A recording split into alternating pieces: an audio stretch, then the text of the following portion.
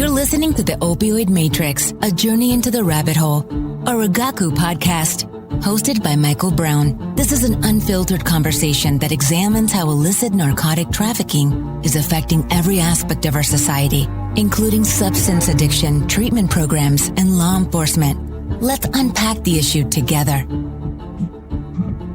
I'm Michael Brown, and welcome to the Opioid Matrix podcast. During the past 4 years, Mexican cartel fentanyl, produced with precursor chemicals primarily from China, have claimed over 300,000 American lives. Now, when we hear the term cartel, we often think of the Sinaloa cartel, but they are not the only players on the board.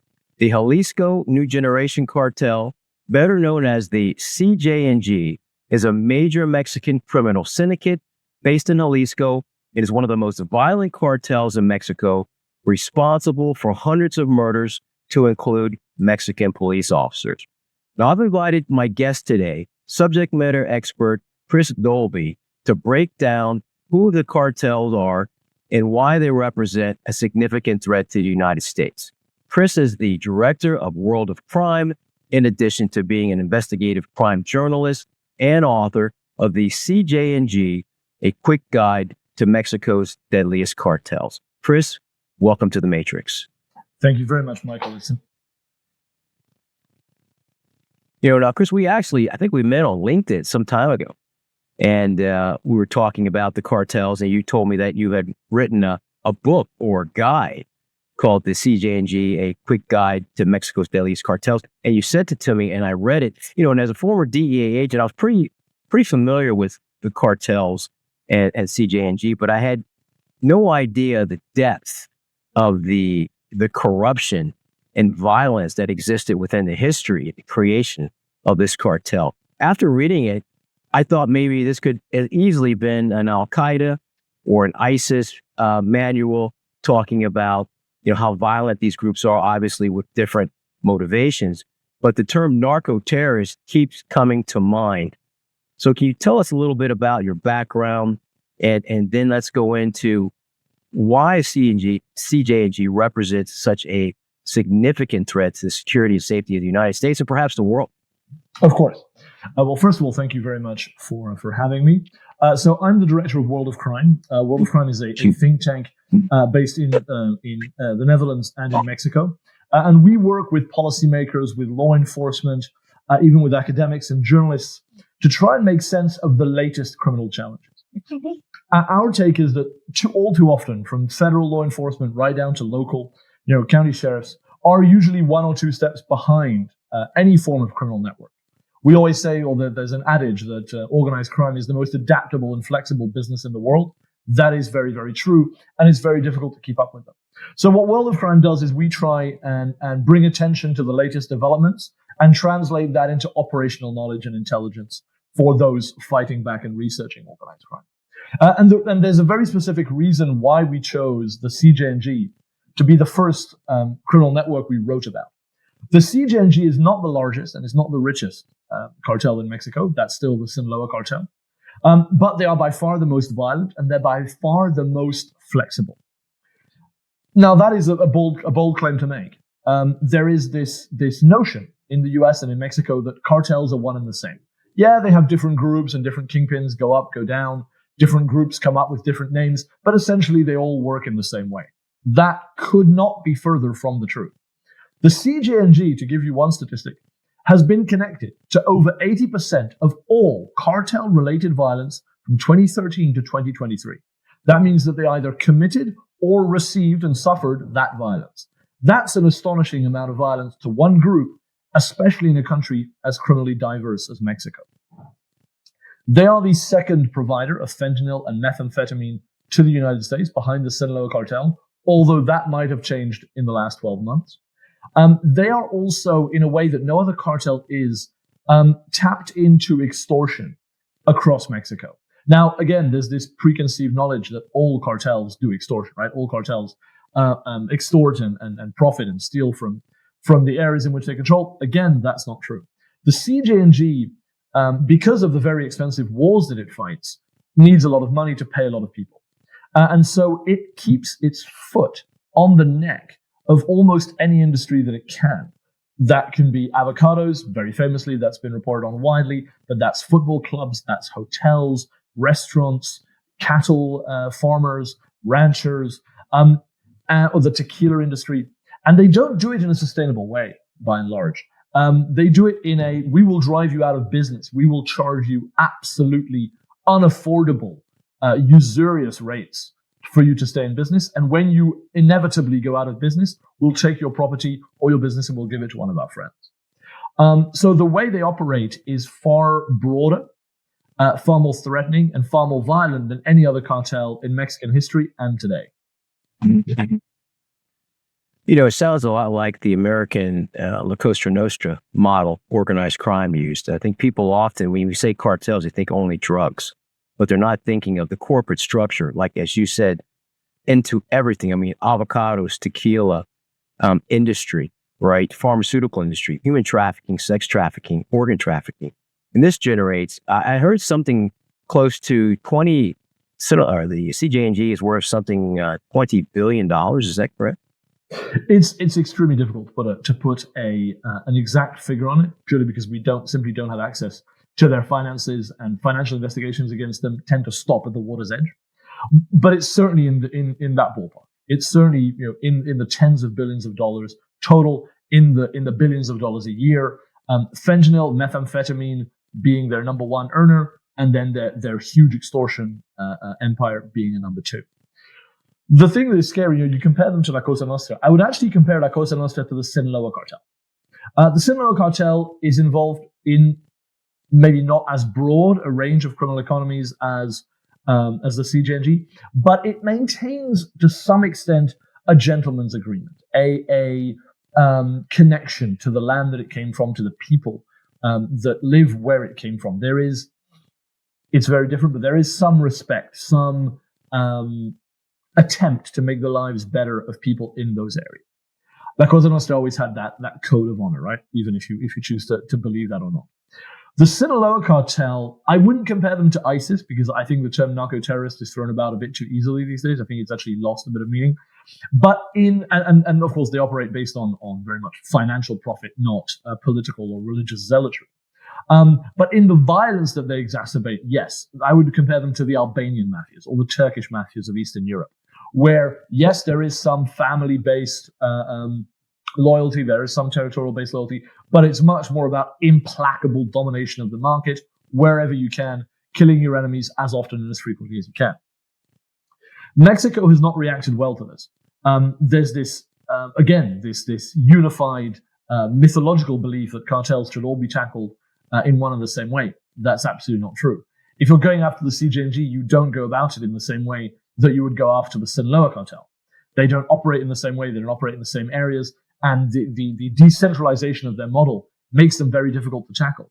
So we've seen countless, fairly effective on an individual level, DEA, Treasury, OFAC, CBP operations against the Jalisco cartel, and they've all succeeded in nibbling at the edifice, but they have not come close to threatening its actual structure. You know, now in terms of, I did a lot of work in Central and South America in the early 90s, Operation Snowcap. We actually went into the jungles and went after a lot of these cartel, the operations, the infrastructure. And then I look at, how the U.S. played a major role in taking down Pablo Escobar, the Medellin cartel, which was without question one of the first and most violent cartels. Pablo Escobar killed thousands of people, assassinated presidential candidates, governors, prosecutors. And in the end, he was able to be brought down. Now, Mexico has, I believe, 5 major cartels. Zetas come to mind as one of the most extreme in the beginning. But what strategy? You said you need different strategies for different cartels. Okay. Can the Pablo Escobar strategy, in using Los Pepes concept, can that be applied, or was that really too draconian for today's law enforcement methodologies? It's something that is coming up repeatedly. I've even interviewed Belgian and Dutch officials who were in favor of sending European police to Ecuador, to Mexico, to help hunt down specific kingpins. I don't think the Escobar strategy applies here. Let's look at who the equivalent of Escobar would be for the CJNG, or even with the recent example of El Mayo being captured for the Sinaloa cartel. El Mencho, who is the head of the CJNG, is the most un-Escobar kingpin you could imagine, where Pablo Escobar was in your face and brash and confident. Mencho is a retiring figure, hasn't been seen in public for almost a decade. It's uncertain where he's actually based. We know that he's aging. He's nearing 60. He has kidney problems. Killing El Mencho would be a blow to the CJNG, absolutely. It might even threaten the unity of the CJNG as its own group, because there is this cult of personality. But it would do nothing to actually dismantle the criminal economies, the drug trafficking routes, the supply chain connections to China, India, and Europe. It would do very little to disrupt the flow of fentanyl and methamphetamine to the US. It might be a temporary disruption, but other people would pick up the pieces. The big difference between the Escobar era in Colombia and the current cartel era in Mexico is the barrier to entry is so low now. Both for cocaine in Colombia and for meth and fentanyl in CJNG, the internet has essentially democratized drug trafficking. Any mid-ranking plaza boss with enough money can get chemical precursors from China sent over to him, or from India, or from Germany, manufacture the finished product of fentanyl locally in Mexico, pay, if he's not at the border, pay whatever cartel or group controls the border crossing he wants to use, get that into the US, and make deals locally. So removing a Mencho or removing a Mayo looks very good. It's a way for the DEA to justify its budget. It looks good in annual reports about what have we done against the cartels, but actually making a difference, next to nothing. I've been with DEA for 32 years. I've seen literally dozens of extraditions from all over the world. And I guess it is a claim of victory in some sense, but then when you look at, as you said, you look at how does it affect the actual infrastructure? Is it reducing the critical capabilities of the cartels to produce and distribute narcotics? That's a resounding no. For me, I consider there to be 5 critical capabilities the cartels need to mass produce narcotics. One, need the China connection, the precursor chemical connection, the ability to move multi-ton quantities of chemicals from point A to point B, operate hundreds of clandestine laboratories, successfully distribute narcotics into the United States, and then repatriate that money back to Mexico. It seems almost impossible now at the diplomatic level to work with China and Mexico on any solution to degrade the precursor chemical supply chain. We can't go in and destroy the labs. We can't go in and destroy the infrastructure, as you stated. So to me, something at the border needs to be done. We know 98% of all narcotics coming in the country. If CJNG and Sinaloa are moving the bulk of their narcotics in vehicles across the open border, do we need to limit the number of vehicles coming in to only those what we can inspect? Because, I've had this conversation with many experts such as yourself, and it seems to be really a hopeless situation in terms of, mitigating efforts to reduce the overdose deaths and the overall distribution of narcotics in the United States. I think, I don't like to paint a portrayal of any situation as being hopeless. I think that tends to cut out innovative policy solutions. Reducing the amount of vehicles at the border is very much what I would call a second generation of the fentanyl crisis, or a second wave reaction to the fentanyl crisis. Indeed, for many years, and still, most of the fentanyl and meth entering the US, is coming through the southwestern border, and that's going to be caught through systematic monitoring of vehicles. The problem is, we know that that's not going to happen because, insert any country in any drug crisis that you want in the world, commerce is never slowed down for security. Never, unless there's a catastrophic event, and then it's usually only for a limited time. So the amount of investment, the amount of slowdown, the amount of checks that you have to do at the southwestern border, at the Tijuana-San Diego crossing, for example, would be, on a scale unimaginable to achieve. And even if you did that, even if you temporarily did that, the drugs would be rerouted, right? More drugs are coming in through Baja California than through Tamaulipas, for example. If suddenly there was a massive increase in checks and increase in seizures at the Baja California border, you would see that move more towards Texas. We have the example in Europe. In Europe, most of the cocaine was entering through Belgium and Netherlands, the ports there. Cocaine seizures increased there, and now it's shifted to smaller ports and different countries, right? Criminals are always going to be testing for those new routes and those new access points. I would say that we've now moved into what I call the third generation of fentanyl trafficking into the US. The first was pre-2019, where China had not yet cracked down in any way on fentanyl. US wasn't aware of the full scale of the problem, and so a lot of fentanyl was just entering the US directly, even through mail order, through the postal service. 2019, China does ban and to a certain extent regulate the export of fentanyl itself, the finished product. That's when the Mexican cartels really ramp up their involvement, right? Where they start looking at chemical precursors, chemical precursors, manufacturing the finished product in Mexico, and moving into the US. That's the second generation that I would say was 2019 to late 2023. From 2023 onwards, we do see a shift, which is why so far this year, we're actually 90% down on fentanyl seizures at the southwest border compared to 2023. That's, when we spoke a few months ago to prepare this interview, we were at 60% down. That trend has continued through the summer. Now, that doesn't mean that fentanyl is solved. That doesn't mean that we're going to see, a permanent drop in fentanyl entering the United States. What that means is that there's a reconfiguration in who's manufacturing it, how they're getting into the US, and also how meth plays into it. Fentanyl essentially replaced heroin. Meth started that trend, and fentanyl finished it. There's a move away in the US consumption of illegal drugs away from heroin. Why? Heroin is more difficult to produce. It still requires an agricultural component with the opium poppy, and relies on farming knowledge and specific seasons of the year. Of course, fentanyl and meth can be produced anywhere, anytime, cheaply, in a myriad different ways. The high is also much more potent, and the drug much cheaper to produce. So heroin has been not completely sidelined, but increasingly so. There was this belief that the same would happen with meth, because for a couple of years we saw the proportion of fentanyl going up and the proportion of meth seizures going down. That has reversed. Meth seizures in Mexico are up. The Mexico-US borders are up. Fentanyl seizures are down. We don't fully know why that is. We don't fully understand why that is, and anyone who says they do is, I think, jumping the gun. There are a couple of contributing factors that we do identify, however. One, Mexico did, to a limited extent, crack down specifically on the Sinaloa cartel. There was this oddly enforced ban by the Chapitos, which is the faction of the Sinaloa cartel, who are the sons of El Chapo, where they did, in specific areas of Mexico, ban the production of fentanyl. They even killed, allegedly, people who were transgressing that order, left their bodies by the side of the road with fentanyl pills sprinkled on top of the corpse. From interviews that Inside Crime did, where I used to work, and interviews that World of Crime has done, it seems that the Chapitos didn't stop producing fentanyl, but they sort of narrowed their efforts. They were trying to get the heat off of that.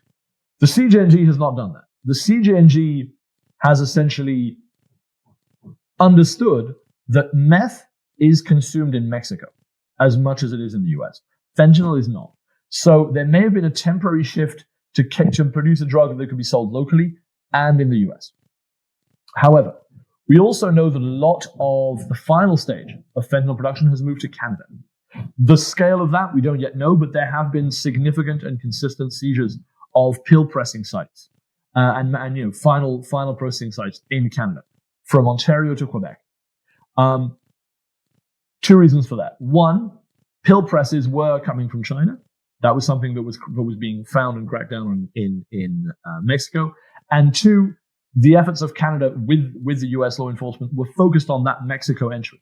It was not focused on Canadian entry into the US. Now, there's no way that cartels could transport operations to Canada to make up what's being made in Mexico, but there's been a shift in the way that fentanyl is being trafficked into the US.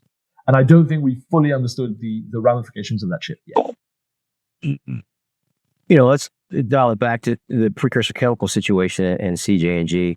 I know last year, I think it was 2023, Mexican authorities seized roughly 77 metric tons of precursor chemicals. Recently, they seized 80 tons of glycyl acetic acid, which is, of course, dual-purpose chemicals. So we're seeing more dual-purpose chemicals come in. But in terms of the backtracking investigation, is Mexico doing its due diligence in backtracking the 77 metric tons of chemicals that came in, identifying those Chinese companies, and then trying to work with DEA to get China to go after these companies? Or does Mexico if they just instituted a better intelligence program at the ports to look at these shipments coming in, where are they going? Is it going to a legitimate, pharmaceutical company, construction company? It seems like the chemicals seem like the weak point, but nobody is really attacking that issue. Mexico has done more than we think. Whether it's been effective, I don't know. Mexico has publicly been to China. There's been high-level discussions between Mexico and China to crack down on the chemical industry. There's been dismantling and prosecutions of front companies in Mexico that were being used to at least legally, import chemicals. There's been arrests of Chinese citizens in Mexico who were prominent money launderers or brokers for these kinds of deals. So on an individual scale, we do see some results. It's also not useful to think of Mexico as this judicial monolith, right? Where the DEA, for example, can act and operate with the full force and backing of the US government. Mexican judicial authorities are much more, let's say, limited in their scope. They do depend on constant budget renewals, which are even more than the fractious political climate in the US, dependent on congressional horse trading, dependent on the individual desire and the individual mission profile of cabinet level ministers, of attorney generals, prosecutor generals, state level officials as well. It's a much more atomized judicial landscape in Mexico. So their ability to fight back is limited. Of course, then you run into corruption issues all the time. It is very difficult to believe that state-level judicial authorities in Michoacan, Jalisco, Colima, Veracruz, the main states connected to ports, are providing their full support here, because we know that there is a tragic track record of corruption among governors and attorney generals in those states. So even if we don't have any information on that on the current crop of leading officials, history would suggest that a number of them are involved with the cartels and are being paid to look the other way, or, as happens a lot in Mexico, open investigations, say that they're doing something, and then those investigations simply never go anywhere. Yeah, so again, we're back to the corruption issue, which we've been dealing with in Central and South America for the last, at least as long as I've been on the job, 32 years and even longer.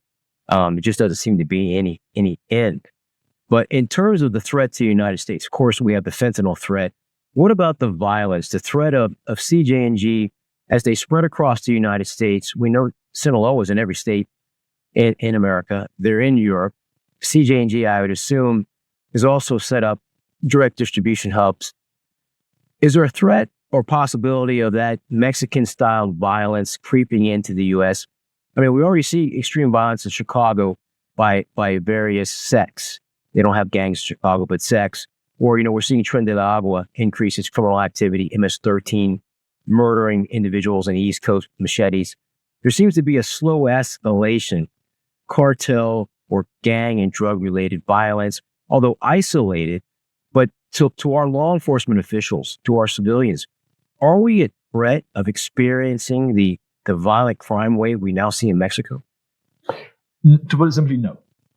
Because there is simply no way for the Mexican cartels to replicate the political, economic, and social control that they have in wide parts of Mexico in the United States that allows them to have that level of violence. Now, that doesn't mean it's not a problem. It just means that it's a different kind of problem at a different scale. There absolutely is, as you said, isolated cases, and perhaps an increasing number of them, of violence related to Latin American gangs. And certainly, most recently in Texas, with the Gulf Cartel coming over the border from Tamaulipas, with a number of murders connected to that. For now, and for the significant past, the large majority of these have been internal beefs being settled. Whether that be between, within the CJNG itself, whether that be within the local drug gangs that they work with. And it's important to make a distinction here. The CJNG and the Sinaloa cartel, their drugs are sold in virtually every corner of the United States. That's unquestionable. Their presence and what they do in different parts of the United States is often overlooked. They absolutely have hubs. For the CJNG, Atlanta, Houston, Tampa, Atlanta, Houston, San Diego are known to be CJNG hubs. Even Charlotte, North Carolina, because one of their top-ranking lieutenants, used to live there and was in jail in Charlotte and has maintained a presence there. Right. Those hubs does not mean that the CJNG is individually selling fentanyl to every user in those cities. Those are places to store and gather logistically their drugs and then package them and send them to where they need to go as middlemen. Essentially, they are the wholesalers of the drugs. Then they have partners in every corner of the United States, either directly or secondhand, with local drug gangs. So in New York, for example, it's usually Dominican gangs. In LA, it's what we know as the Mexican mafia a lot of the time. In Chicago, it's a range of different middlemen then who actually work for the Sinaloa Cartel and the CJNG at the same time. And then those local gangs are in charge of, packaging it and breaking the drugs down into individual doses and moving it to the street market. So when we talk about the CJNG and the potential violence that they have in the US, they don't need to deploy that violence. They don't have the capacity to do so, nor the need to do so. Why does the CJNG kill? The CJNG kills for territorial control, to control specific drug trafficking routes, and to remove rivals that are manufacturing, selling, or distributing drugs in Mexico. There's no need to do that in the US. The US market is large enough to accommodate several cartels. There's no chance of the Sinaloa cartel. It would be nonsensical for the CJNG to say, we want to be the only cartel manufacturing and selling to the US. It simply wouldn't happen. It would be like McDonald's saying, we want to be the only fast food restaurant in the world. The demand is too high and the barrier to entry is too low. But the issue, that may be correct what you're saying, but in terms of U.S. Or domestic trafficking groups or gangs copying or emulating Mexican cartel violence, I think we're seeing, like in Chicago, this blatant shootouts. It's gone beyond a drug beef to just, we don't like you, you're a different sect, and we're gonna run into your house and kill 19 people. So we're seeing, I worked in Detroit, 1989, 1999. The level of violence with the inter-rival groups was unmatched across the United States. I think they were averaging close to 500 homicides a year. So we kept seeing the emulation or the copying of Mexican cartel-style violence. That's what I worry about, is the domestic groups emulating what they seem to believe is that machismo of the Mexican drug culture. Could that be a potential growing problem? So I think there's two things here. One, the use of hyper-violence and how you would define that in the US context and the Mexican context is different. But let's not forget, the CJNG, you mentioned the Zetas earlier. The Zetas were the ones who sort of innovated cartel violence, right? They were not necessarily the only ones, but they were the ones who would deploy the public, the videoed beheadings and the bodies hanging from bridges and dismembered corpses left in very public areas. The Zetas were the sort of the pioneers, and I hate to use the word for that. The CJNG took that ball and ran with it. The CJNG started, or one of their earliest iterations, as the Mata Zetas, the Zeta killers. And in helping to drive out the Zetas circa 2011 to 2014, they took over the mantle of Mexico's most violent cartel. And they are, uncontested. And so the CJNG largely helped to normalize the worst excesses of cartel violence in Mexico, right? So now bodies hanging from bridges and dismembered corpses is a weekly occurrence in Mexico. Mass graves being found all over the country. The CJNG has a drone warfare squad, proudly wearing military patches saying droneros on their camouflage vests. There's even been largely unsubstantiated allegations of chemical weapons being used by the CJNG. Nothing like that has been seen in the US at all. There are, of course, mass murders in the US, and much of that related to drug trafficking and violent crime and rivalries. I still think we're a little bit removed from the excesses that we see in Mexico. And if I can say one thing to the credit of the US, certainly unbridled gun violence is a huge problem. But the US institutions hold.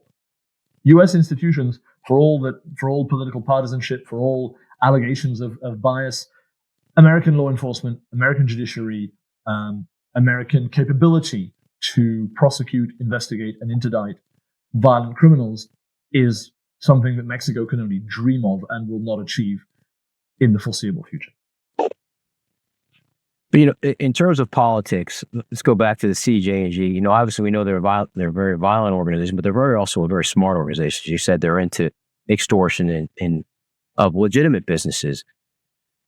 If I'm a cartel, if I'm CJNG and I'm in Mexico, I'm in Jalisco, and I'm looking at the United States, I'm looking at sanctuary cities versus non-sanctuary cities.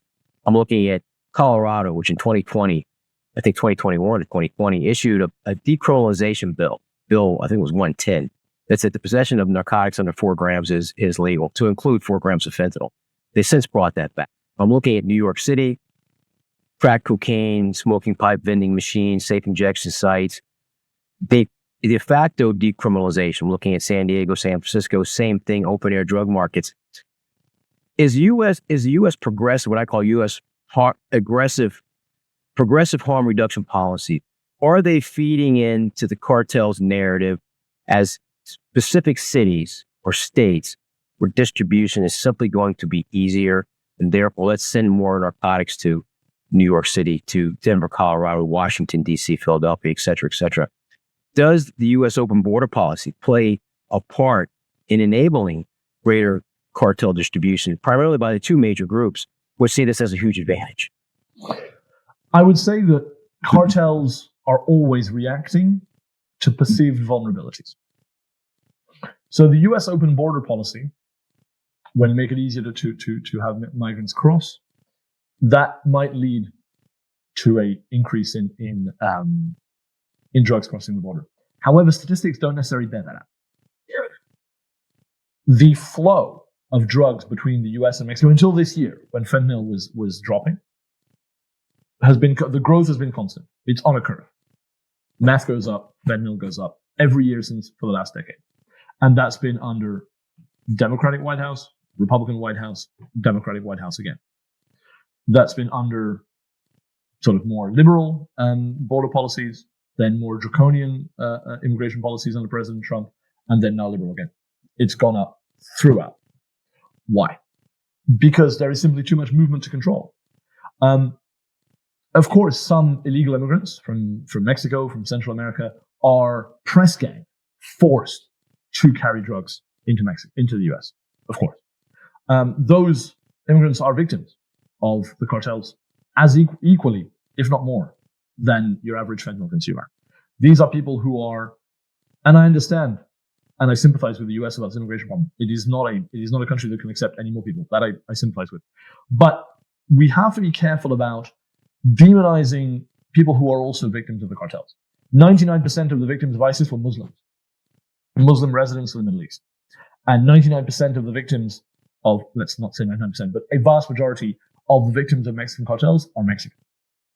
Even bearing in mind the number of fentanyl deaths in the US, the vast majority of people who suffer under the boots of the cartels, including immigrants at the border, are Mexican or Latin American citizens.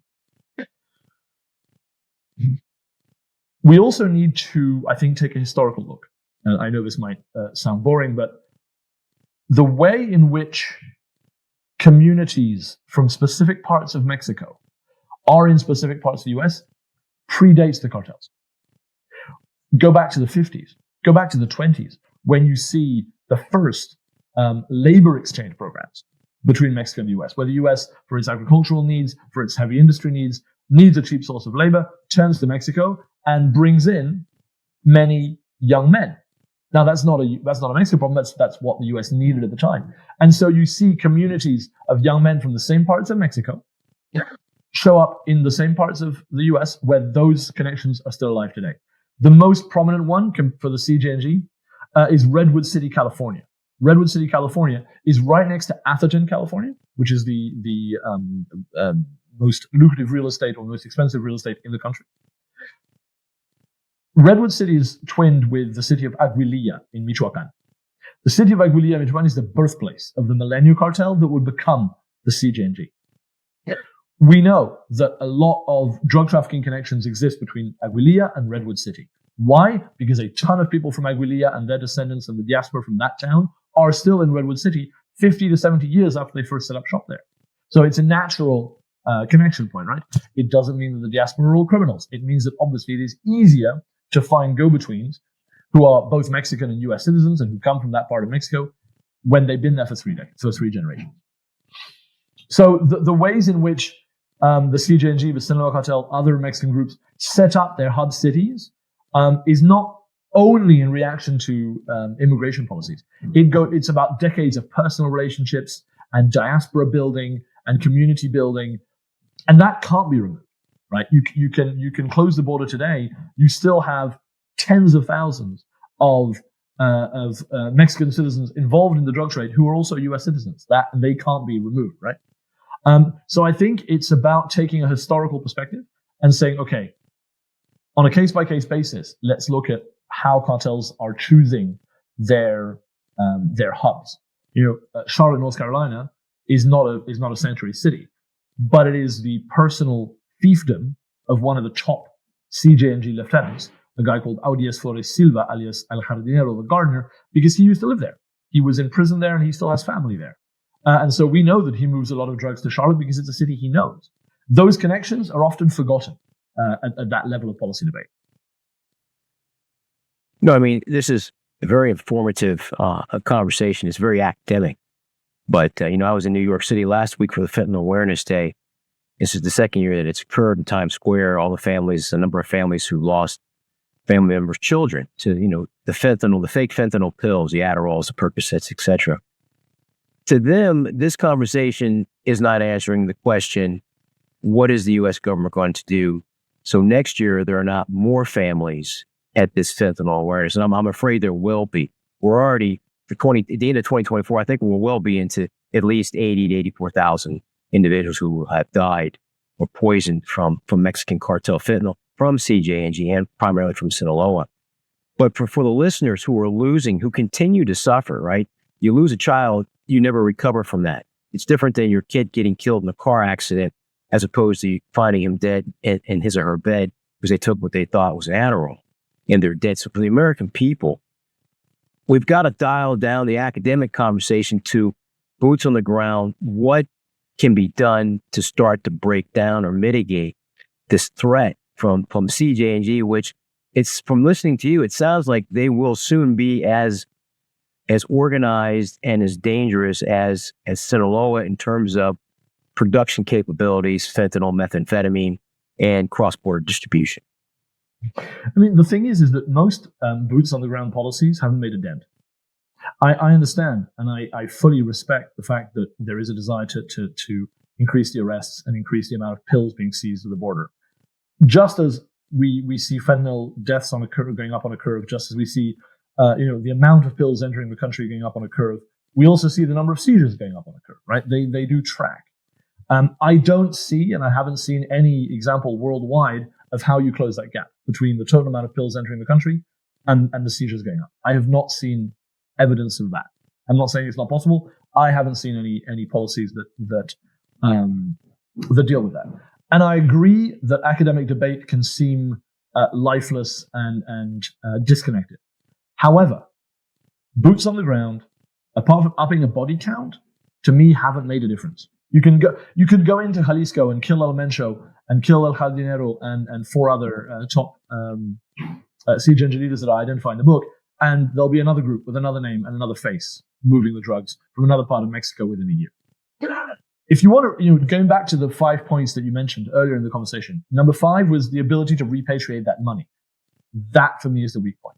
That for me is where you attack the cartels. You hit them where it hurts, and it's easier to gather global momentum and international alliances when you're not talking about increasing security at the border and reducing the number of cars.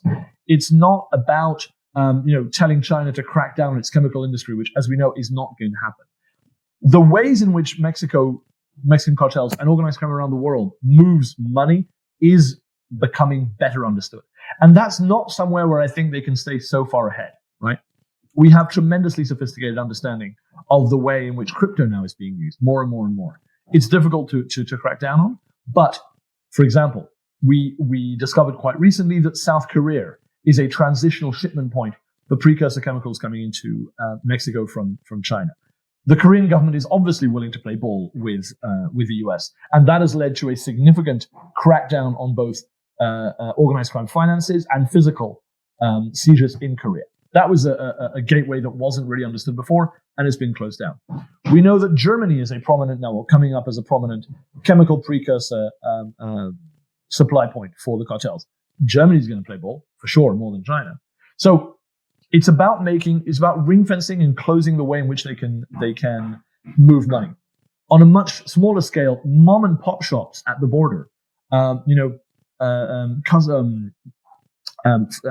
currency brokers that move pesos into dollars are being used often without their knowledge to move money back and forth, where no dollar actually crosses the border. Right, it's being converted into pesos in the US and then transferred physically in Mexico. There's no bank transfer that we can seize on. Educating those businesses, telling them, okay, this is how you detect these finances. These are how you detect these transactions. These are how you automatically flag them with US authorities. This is how you can help us. These little things take time. They're not sexy. They're not as sexy as indeed an 88-ton seizures of chemical precursors. But I think they're far more effective at saving American lives. No, I'd agree with you. I think that the money laundering aspect is the key element. When we look at mirror remittances, trade-based money laundering, the old Hawala system is in full play. I had a guest on the show a few weeks ago. He used to work he was a major shot caller for the Sinaloa cartel in Chicago, and he says they were moving hundreds of millions of dollars in bulk cash right across the border, and the cartels are still moving bulk cash across the border. He says there's so much money, you simply can't launder it all through the Chinese that we're still missing a lot of cash going across the border.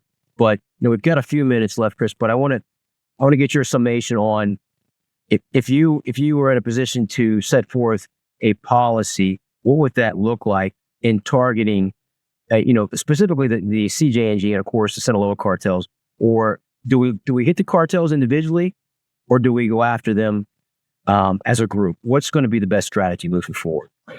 The leading players in the Sinaloa cartel and CJNG cartels deserve to be caught and prosecuted to the full extent of the law. There's no doubt about that. But the kingpin strategy, the El Mayo level arrests, need to stop being the flagship policy. And we also need to stop lecturing Mexico. Lecturing Mexico has not solved any of Mexico's foundational problems with corruption and judicial inefficiency. Instead, capacity build.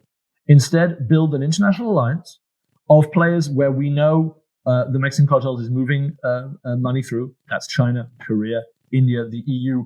Denmark was flagged very recently as a major money laundering hotspot for the Sinaloa cartel. And start really closing down the avenues in which they can move their money. You choke off their funds, and I agree that all of this will still only account for a certain percentage of funds, but it still ring fences the way they can make money. The CJNG is a hugely cash-intensive operation. Because of all the violence that they carry out, because of all the wars that they're fighting, they're actually now recruiting more and more people from outside Mexico.